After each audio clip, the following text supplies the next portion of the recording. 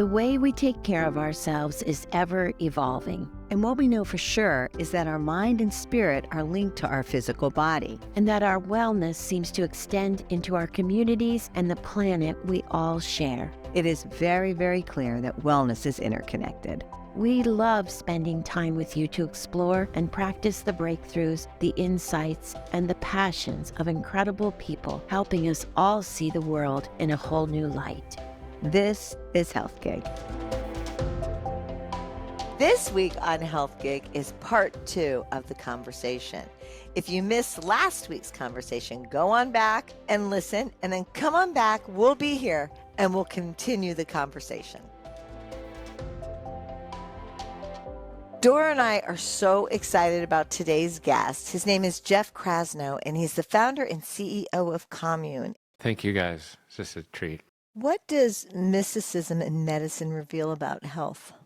Yeah, this is funny because these were my 2 major areas of inquiry and the places that I was really most interested. I am a just absolute devout follower of Alan Watts.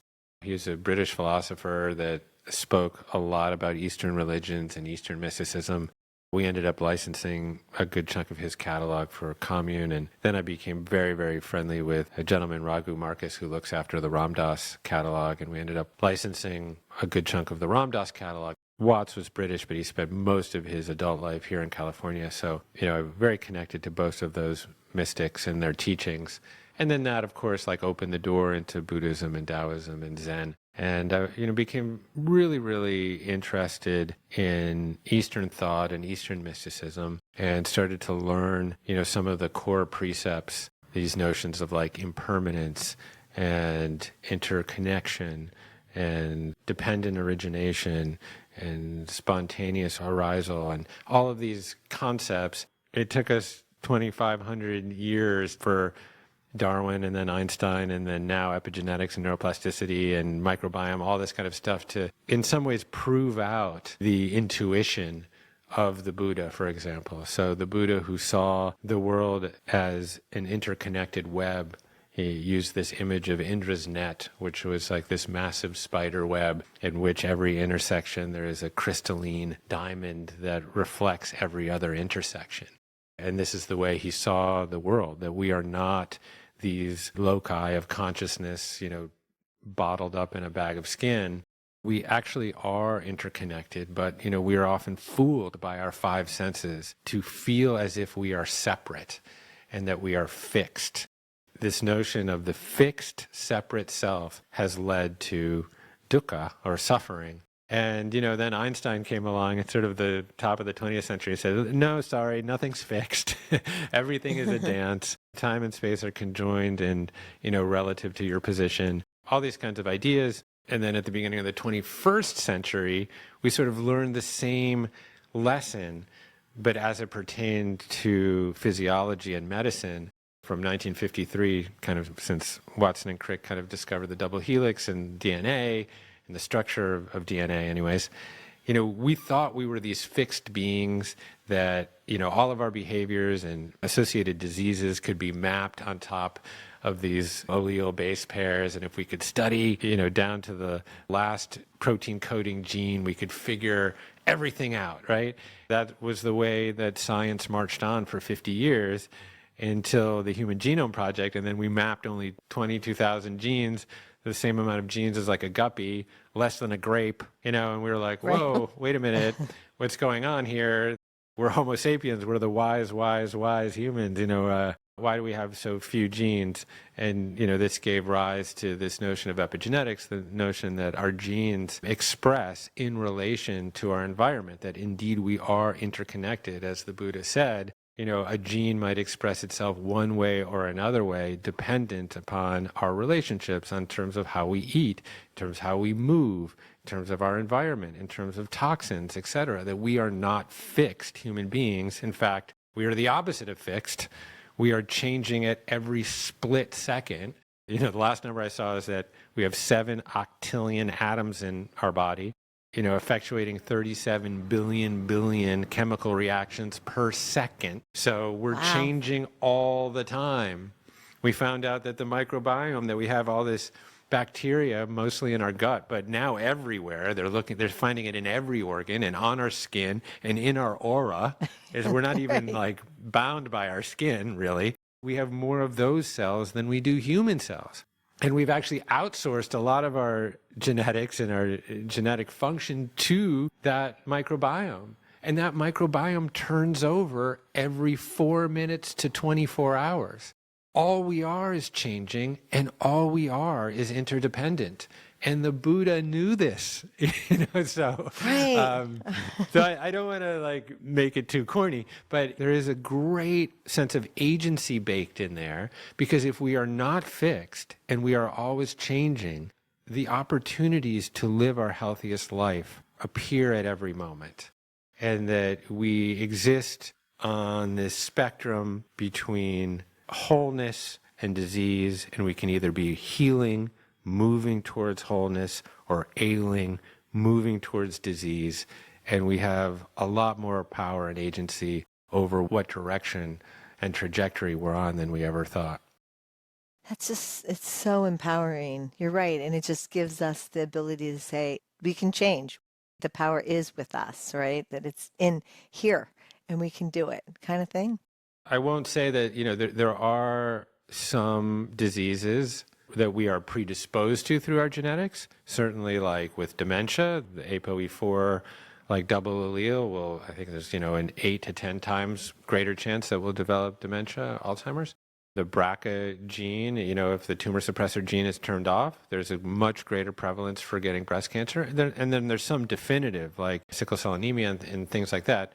So I'm not saying that genetics plays no role. It obviously does. But our environment, it's the environment that plays such a critical role.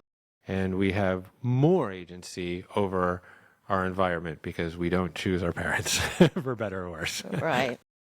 It feels like health food, good for you food, and I'm thinking protein powder, has become fast food.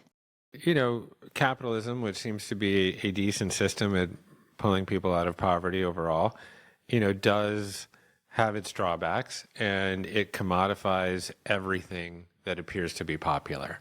Protein and protein powder is certainly one of them. I have like a giant jug that just arrived on my counter. Same.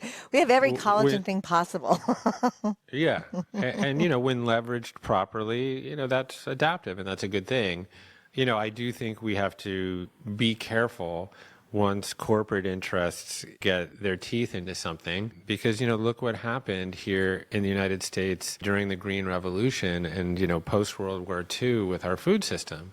We actually produced 40% of our vegetables in our local gardens, in our backyard gardens during World War II. That whole idea of victory gardens, that inspired people to grow their own food.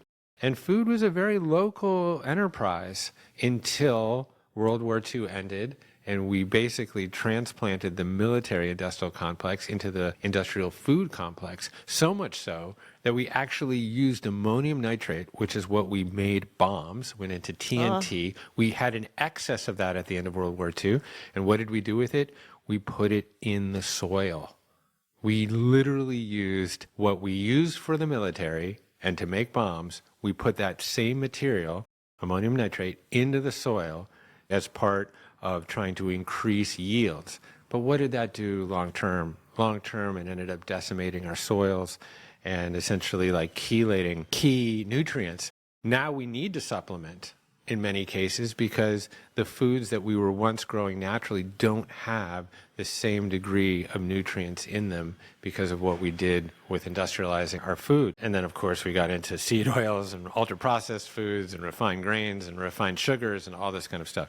That led us, onto this road where now, you see the hockey stick of chronic disease. I think food is probably the number one determinant of chronic disease. But your other question in terms of, regulating our internal environment, there may be nothing more important really, because every perception that we have of the world is filtered through the human mind. The human mind and the relationship between the human mind and the human body is inseparable. And we're very, very familiar with that interplay, just through like our everyday activities. Let's say, you almost get cut off at an intersection by a car, right? That's racing and going too fast and going through a red light. Well, what happens, so you perceive a threat. That threat is then decoded in a particular way that triggers this HPA axis, which is your primary hypothalamus pituitary adrenal axis, which is essentially your primary hormonal axis, triggers the production of like these glucocorticoids, cortisol and epinephrine, etc. You feel that coursing through your body. Your muscles get tight as glucose goes to your extremities. Your heart rate and your respiratory rates start to increase. The aperture of your attention gets really narrow. Your pupils begin to dilate. You become very self-obsessed, right? Because you're threatened. And, you have this biological imperative to survive, wired so deeply in you. So we are very, very familiar with how the external world and how different events in the external world impact our internal world. And then the physical and physiological downstream impacts of what happens there. So if you're chronically stressed with bad stress, if the car never stops veering in front of you, which is the way a lot of people live with emails and notifications and the news and social media and politics, etc., the coyote is always there. It's like you're always being threatened. What happens? Well, in a constant state of cortisol infusion, for example, that's going to degrade your microbiome. That's going to raise glucose levels and by extension raise insulin levels. So you have more of a chance of becoming insulin resistant. It's going to degrade your immune system because in the presence of constant cortisol and other related hormones, you're going to stop the production of very adaptive, positive, innate immune cells, neutrophils and macrophages and monocytes and all these cells. We know that our external environment is almost conspiring to hijack our internal environment. So where do we have agency in that equation? Once again, there are practices that are the oldest and truest practices. And again, the level of threat now is unprecedented. The level of perceived threat in the human experience feels unprecedented. But we were always under some threat. The brightest among us have developed tools and techniques to emotionally regulate. And we know what those are. They're the conscious use of breath, the constant use of practices like meditation or mindfulness. But there are also other ones that you may not expect. I mean, cold water therapy, for example, for me, was incredibly useful for my physiology. It had all these amazing metabolic effects, for sure. But really, when you really dissect what the experience is like when you get into 45 or 50 degree water, and it doesn't even have to be that cold, what is that experience like? That experience is very much like getting almost run off the road by a car in some ways. You get in, you feel a sense of panic, your heart rate starts to go up a little bit, you feel the epinephrine sort of coursing up, through your veins, and then you have this moment. You have this moment where your neo-mammalian brain, your hippocampus, your prefrontal cortex can leverage its muscle, its ability to consciously use breath, to apply rationality, to apply top-down pressure on an involuntary bottom-up response. So we have bottom-up responses all the time in reaction to stress, and then we have this choice. We have what Viktor Frankl called, this space between stimulus and response, where we can apply that top-down pressure onto bottom-up response. And that was such an important psychological tool that I added to my quiver. I mean, like, for example, I'm getting all this dental work done. I hate the dentist. Who loves going to the dentist? Nobody. She's standing there with like a 12-inch needle going into your mouth, the most vulnerable part of your body, and you can't move and you can't do anything. So when I'm going to the dentist, and I'm going really soon actually, like it's on my calendar, I actually double down on my cold plunge practice in the weeks before doing that, because in a way I'm just training myself in psychological resilience, such that when she's about to put that needle in my mouth, I'm like, okay, I feel that stress, it's coming up, but I have the ability to press down on it and to manage it and to move back to center. That is health. If I could define health in one phrase, it's the ability to move back to Back center. to center. That's great. To find homeostasis. And we are wired for homeostasis, but we can also really help our bodies develop the capacity to foster homeostasis. And that's it. Balance is health in every system. In economics, it's a healthy middle class, right? Middle class. Middle, yeah. In politics, it's a strong center. In emotional health, it's being centered. It's always about the middle. It's always about finding the Goldilocks zone. What does your body do when it gets cold? It upregulates to 98.6. What is it when it gets hot? It downregulates. Your pH balance. I mean, you could eat the most acidic food in the world. Your pH balance is pretty much never going to change because your body is so good at maintaining that 7.35, 7.4 balance, somewhere in there.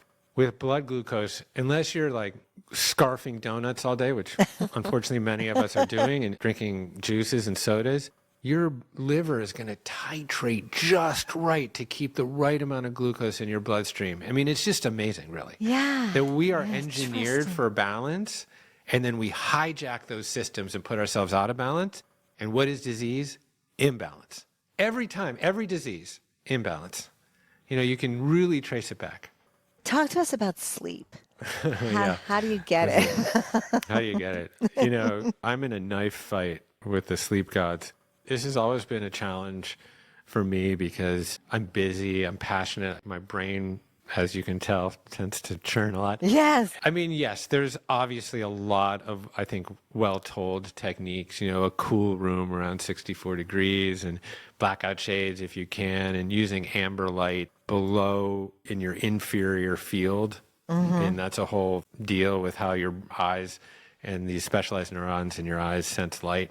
You know, getting off the internet, you know, some people journal and meditate and find that to be very effective, you know, in the hours before sleep. Stop eating late at night. Try to take your last bite of food 3 hours before you go to sleep. So there's a lot of techniques there in terms of optimizing your sleep. You know, more and more it shows that, again, our conveniences and comforts have upended our biology. We are wired, again, for balance to release cortisol in the morning to become alert and get your sleepy head out of your pajamas and get into the day. And then we're also engineered to secrete cortisol's counterposing molecule, melatonin, at night to get us back into the jammies and make us feel groggy and go to sleep.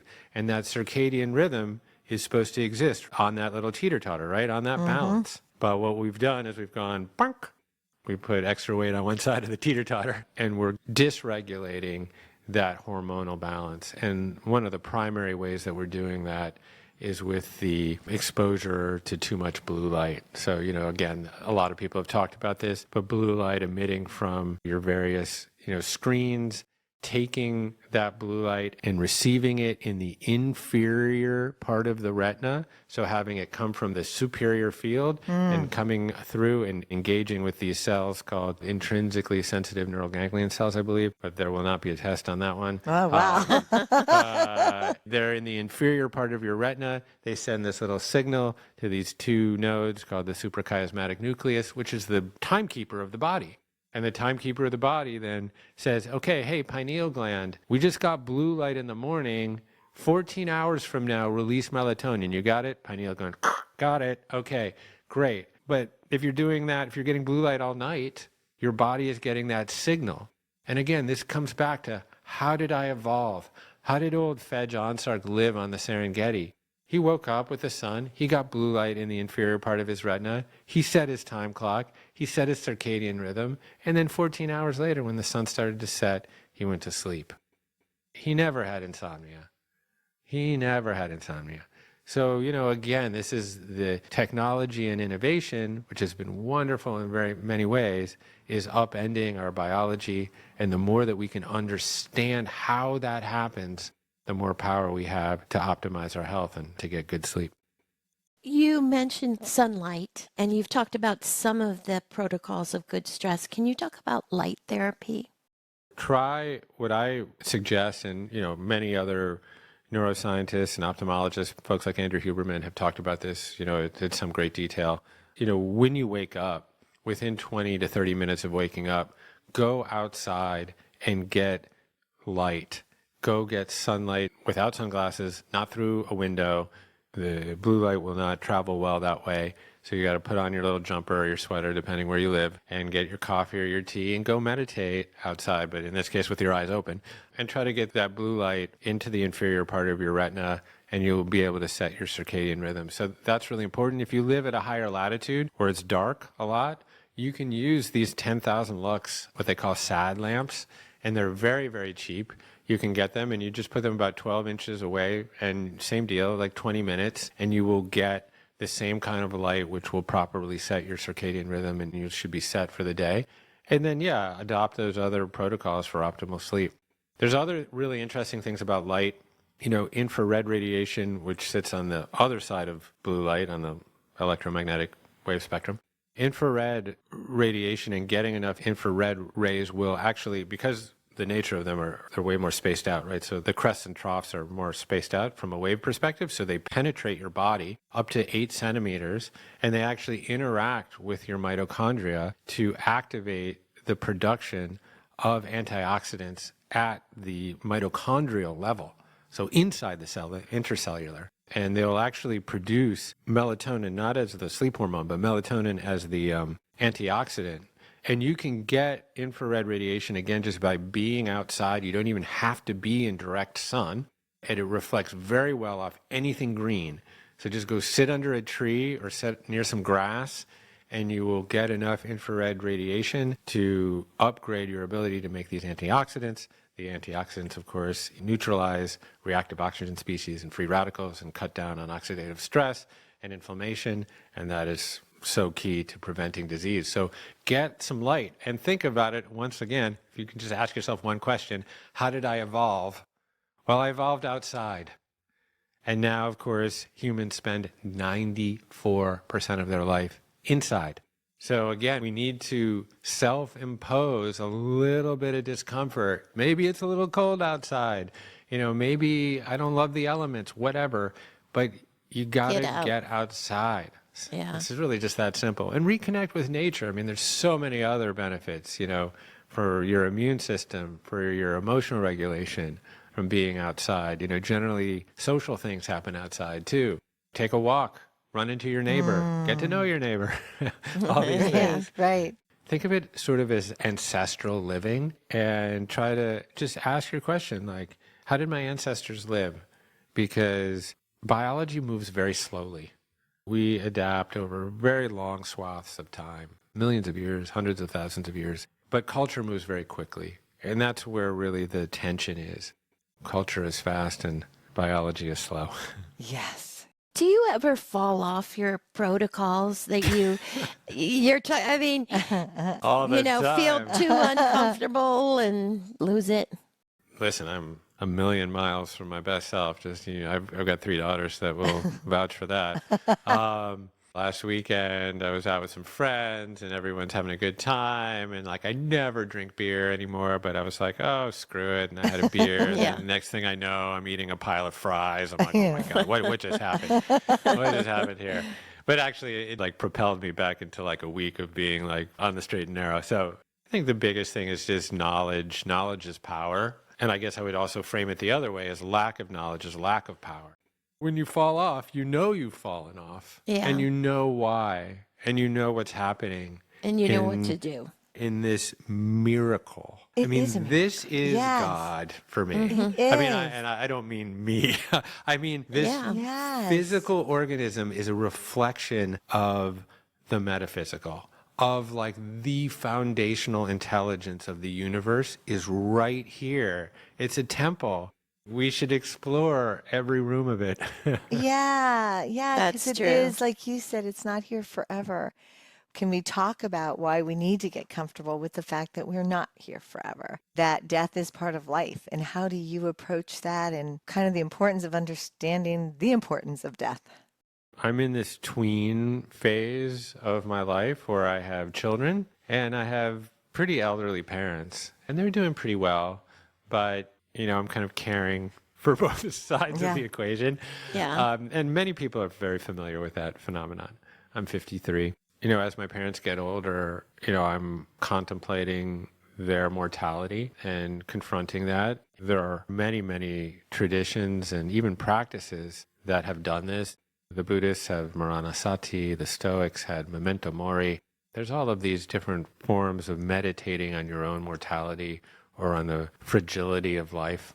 And in a way, it can seem kind of morose to do so, but really the effect is quite the opposite. By focusing on the unpredictability and the fragility of life, what emerges is an incredible gratitude for it and an elan to, live in alignment with your highest principles day to day. We are in such a strange moment in the course of human evolution as it pertains to consciousness. So no one can really explain the hard problem of consciousness. That's why they call it a hard problem. But let's just say, for the sake of this short podcast, that it's some fortuitous combination of atoms in our brain that allow me this incredible opportunity to connect with the two of you and to really be passionate about this conversation and at the same time be utterly, viscerally aware of my own potential death and inevitable death.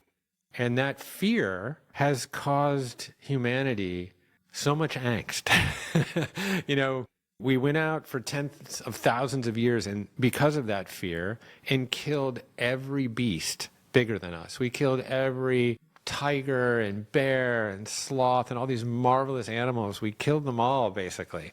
And then Louis Pasteur discovered germ theory, and then we spent the last 150 years killing everything smaller than us. We killed all the bacteria in our guts and in our soil, et cetera, because we keep trying to eliminate threat.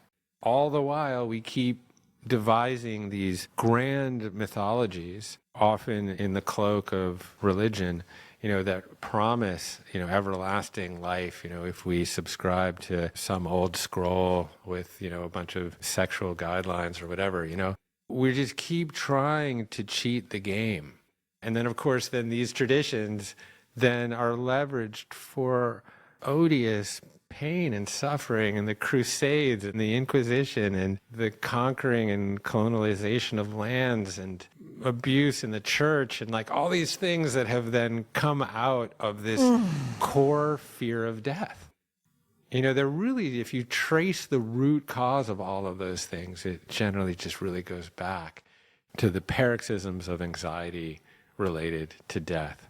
So personally, where I am more cognitively is way more comfortable with death because I've begun to understand myself scientifically as part of some greater experiment or project of the universe. I mean, once you kind of go back and you analyze the fact that there was like some supernova 8 billion years ago that under ridiculous amounts of pressure and temperature exploded and vomited all of its hydrogen and carbon and phosphorus and helium all over the universe. And all of those atoms self-assembled over billions of years into you and into a woodpecker and into a kangaroo and into the tree, and that you in your body have an atom that was in the Buddha's body. It just all moves on. It moves on. And you are the universe experiencing itself as here and now in your organism. You are a modification of some greater intelligence having this conscious experience, but you are part of something bigger that goes on in the same exact way that an ocean expresses a wave and then that wave is subsumed back into that ocean. Cognitively, we can begin to think and meditate on that. And slowly, through our cognition, that seeps into our heart, and we begin to somatically accept death. I'm not there yet, but I think that might be the ultimate target of the spiritual and self-examined life, is freedom from the fear of death. But I think it starts here, for me. You need to live, do your stuff, I don't know, whatever timeline that is.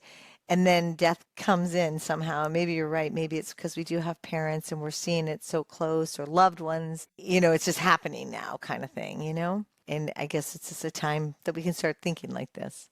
Yeah, I mean, we were I all love dead that once, freedom. Yeah. as Alan Watts once said. We were all dead once. And was it so bad? Well, Right. I don't know.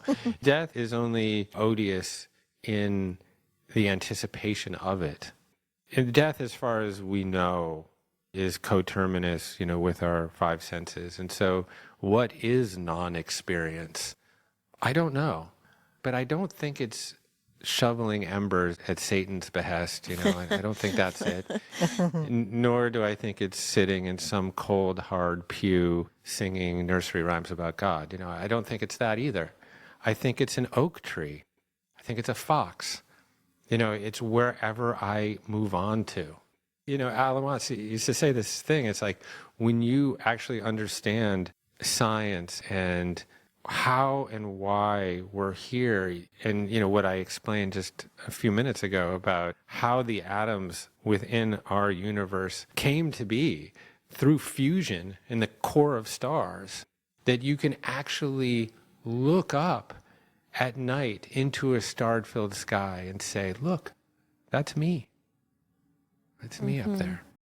I think we fear our own death, but we fear the death of others as well. Your analogies of thinking of people becoming trees and foxes, that does help when you think of the people you love. And rainbows. And rainbows. Yeah, I mean, I read voluminously to my daughters at night. That was my tradition.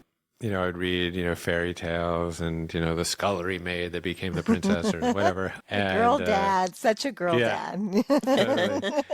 There was always like wishes. There was always a lot of wishes, 3 wishes, 2 wishes, So my youngest, Micah, one night she interrupted me and she's like, Daddy, what would your wish be?